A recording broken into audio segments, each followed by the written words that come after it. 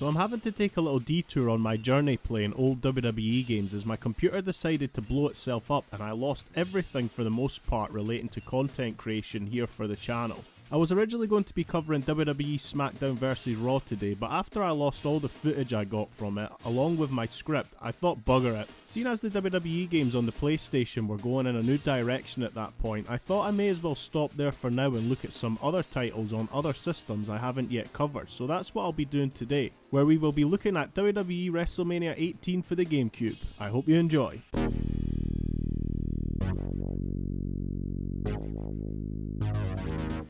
We were pretty lucky in the early 2000s. Not only was the WWE still fantastic to watch, but we were also treated to exclusive titles across multiple different platforms at the time. Not like today where we are force-fed the same rubbish game across all platforms.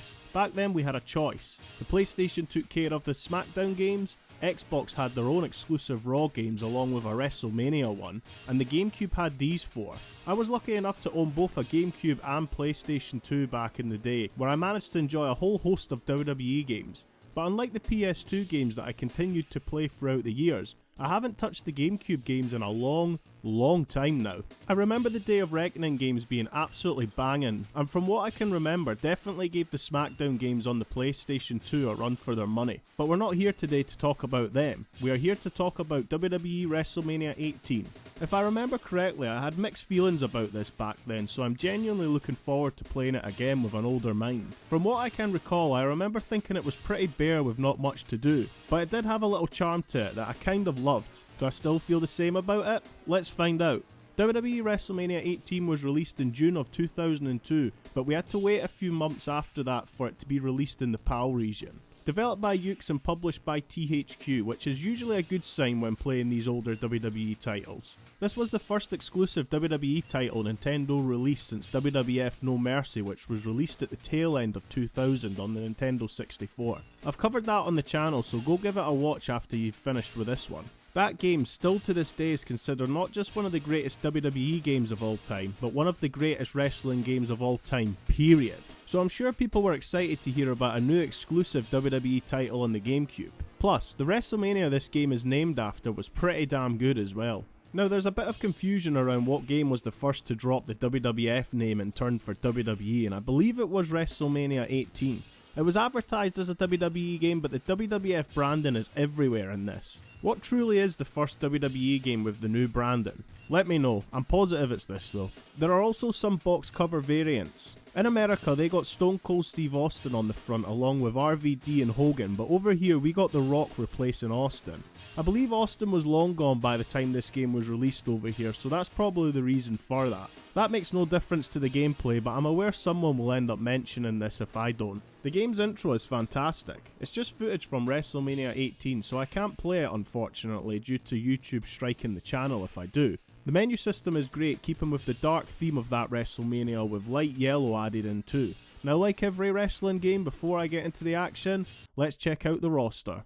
The superstar selection here is pretty overwhelming when you first open it, with 36 superstars being available straight from the beginning, with a further 6 being able to be unlocked, those being Chris Benoit, Vince McMahon, Ric Flair, Rhino, Raven and Stacy Keibler, taking the total to 42. A big dip when compared to WWE Shut Your Mouth, which was released the same year, but we'll let it slide given it's WWE's first exclusive title on the GameCube.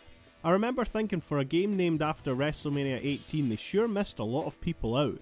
DDP, Maven, Goldust, Spike Dudley, Billy Gunn, Chuck Palumbo and Jazz. It's not like some of those didn't play a big part during the pay-per-view. Most of these actually won matches and some even titles. Also, where's Eddie Guerrero and folk like X-Pac? I'm not really a big fan of the way the character selection screen is laid out here. It's pretty bare if I'm honest. I much prefer scrolling up and down through superstars while also getting some stats or even the name of their finisher being displayed.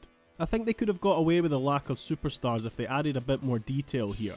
I'm not bashing the superstar selection at all, by the way. There are some absolute standouts here and firsts for WWE games. We of course have our own homegrown WWE talent here that have already established themselves within the company, but this was the first WWE game to fully feature superstars we've seen come over to the WWE after the WCW and ECW invasion angle. Superstars like Booker T, Rob Van Dam, The Hurricane and Lance Storm. Ric Flair also makes his return appearance in a WWE game since the Super Nintendo version of WWF Royal Rumble, but probably the biggest inclusion has to go to the NWO. I was so excited to see the original NWO in a WWE game back then. Hogan makes his first appearance in a WWE game since WWF Royal Rumble on the Mega Drive, and both Kevin Nash and Scott Hall since WWF Wrestlemania, the arcade game. It's unfortunate that this was Scott Hall's only inclusion in a WWE game back then. I was devastated that he didn't make it into SmackDown Shut Your Mouth, but was over the moon to see him included in this. As great as the NWO inclusion is, they didn't fully do them justice. Unfortunately, their theme isn't accurate and their entrance doesn't have that greyish overlay we'd see them come out to on TV, and even later games. While we are looking at entrances here, let's talk about them. I believe this is one incredibly underrated aspect of this game. Underrated because it's best known for its gameplay and other features which we will touch on shortly. For the most part, they got everyone spot on. I already mentioned the NWO knockoff theme, and unfortunately they aren't the only ones to have this issue. Booker T and the Hardy Boys also suffer from this, which is a shame because their entrances in this look fantastic. They managed to capture the real life appearance of some of the superstars brilliantly with lighting and pyrotechnics, which if I'm honest, these are some of the best I've seen from WWE games from around this time. Not everyone looks as good as others though. Chris Jericho and William Regal look well off, and Rob Van Dam looks as ridiculous as the Rhino figure Mattel released a few years back. Please Mattel, give us a proper good Rhino figure, please. Along with the entrances and superstars themselves for the most part looking great, the same can be said for stage sets and designs. These look fantastic. It's a shame we only get a small handful to choose from, along with the first SmackDown, Royal Rumble 2001 and WrestleMania 17 stages being unlockable. More on that shortly though. We have the correct overlays corresponding to said arena you have chosen. It can be annoying though when it states your superstar is a holder of a belt but they don't appear to be actually carrying it. Also, before I move on, one feature I can't remember finding when I first played this back in the day was the ability to change attires. This is done in the character selection menu by pressing either of the shoulder buttons. Have fun messing about because some of them are pretty unique. You can also go into the appearance section within Create a Superstar mode to view them this way, so you don't need to load them into matches just to see them. More on Create a Superstar shortly though. All in, apart from a few minor nitpicks, it's all great so far. Let's get into the gameplay. Now this is certainly one aspect of the game people are either going to love or hate. It's nothing out of the ordinary in terms of gameplay. Most things you can do in the PS2 WWE games from then you can do here, but in this, it all feels a bit hollow, devoid of any soul or charm really. Grappling moves are tied to the A button, along with the control stick. You have 4 moves to choose from if your opponent is facing you in the right or wrong direction. Very limited.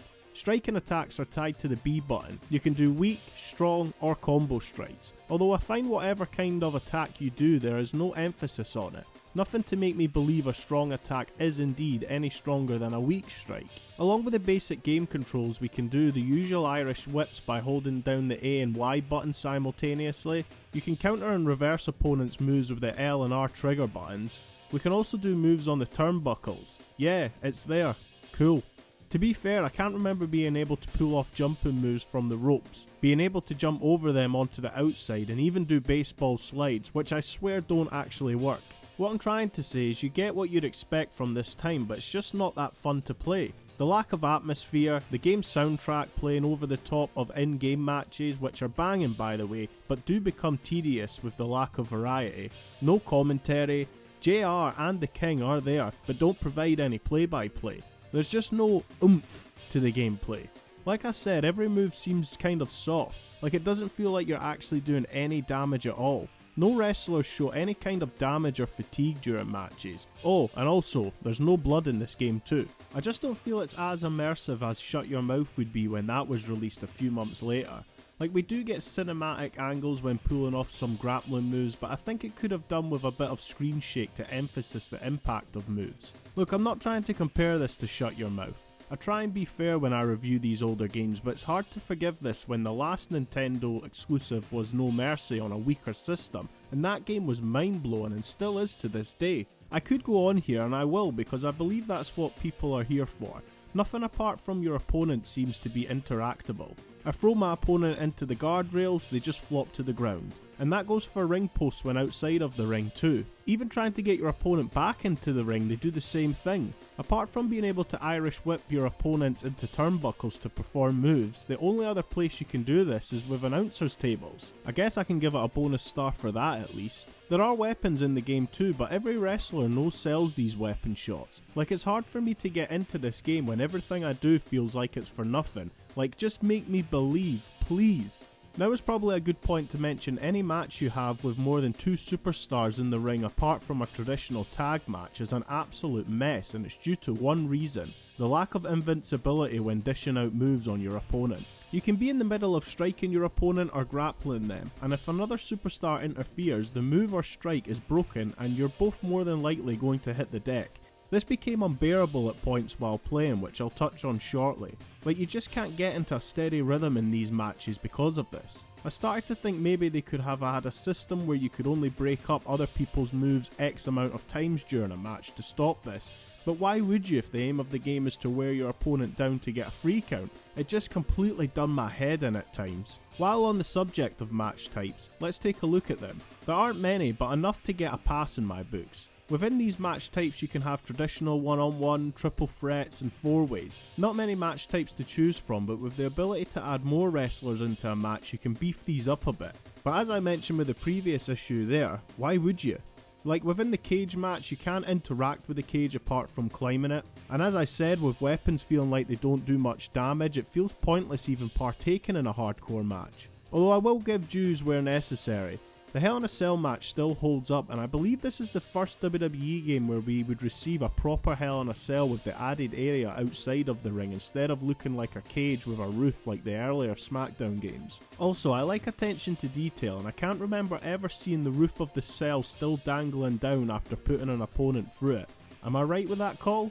Also, being able to bring weapons into the Hell in a Cell is a nice touch, even if they aren't that exciting to use. Look, I know it sounds like I'm completely burying this game, and I hate to come across this way, but I need to be true to myself and you the viewers. As much as I wanted to go back to this and love it like I kind of did as a kid, I just can't now with an older head on my shoulders. One thing I can defend it for though is, even though the gameplay is incredibly rough, behind that I feel like there are some good foundations here to work on for a follow-up, and even though this game is a bit ropey, they do get some things right, especially the entrances. But what I'm going to speak of next is absolute insanity in my book, and leads me to believe this game was rushed. The one thing that can be a saving grace in some terrible wrestling games is the season mode, and guess what? This game does not have a season mode. We have what the game likes to call Path of a Champion mode, which is literally as it sounds. Have a look at who holds a certain title, choose what title you want to go for, then pick a wrestler to go through this mode with. I chose The Rock. I should say that after my computer died, this was some of the only footage I could retrieve, unfortunately, and thank God, because I never want to play this mode ever again. It is literally just match after match after match until you face whoever holds the title you're going after. I believe it took me around an hour to get through just a single run at going for the WWE title. They do throw in a bit of variety with match types. First few is single matches, then matches involving weapons, but towards the end it felt like I got put in a lot of triple threats or fatal 4-way matches, which if you remember what I just spoke about, this wasn't a fun experience. Towards the end I was just looking to get it over and done with as soon as possible, exploiting the game to get matches over and done with quicker than intended. A table match for example, I went straight out of the ring and put my opponent through the announcer's table to get a quick win. You shouldn't have to do that though.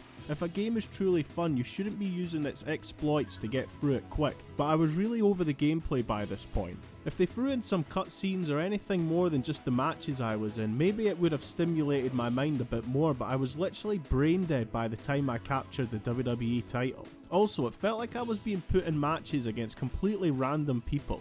You would think if I was going for the WWE title, I'd be put up against others in a similar league to The Rock, but no, I faced Bradshaw more times than I can remember. The only thing that kept me going was the little chance I may actually see a title belt in the game, because I couldn't remember seeing one in the game from when I was younger. Finally, I got to the last match against Triple H, beat him, and guess what? No title. Just this screen saying I won the title. You mean the WWE title? For God's sake, show the belt some respect. Actually, the only time I seen a slight glimpse of any in-game title belt was during a ladder match I had in exhibition mode. Look, it's the old title belt. Maybe my mind is a bit hazy, but did the old title belt and the undisputed title belt exist at the same time? I thought it was the old WWE title belt and the heavyweight title belt combined that made the undisputed belt. Once that came around, the old belt was binned and one brand had the undisputed belt and the other brand had the world heavyweight title. Please someone refresh my mind. There is one more mode you can go through and that is called Battle for the Belts, but it's exactly the same as Path of a Champion mode, but with a lot more pre-existing title belts and made up ones to choose from. Fair play for there being such a massive list to choose from, but you'd have to be an absolute nutter to go through all of this. Not for me, sorry. At least with Path of a Champion mode, this is where you unlock superstars. I wouldn't go through all this for nothing. Last and final thing to touch on before finishing this video up is the Create a Superstar feature. It's really what you'd expect from the time. Fairly basic. You can make something completely unique with what's available, or you can do it the easy way like I did here by creating Mankind. Along with pre-made parts to choose from, you can also fine-tune specific body parts to make them bigger or smaller.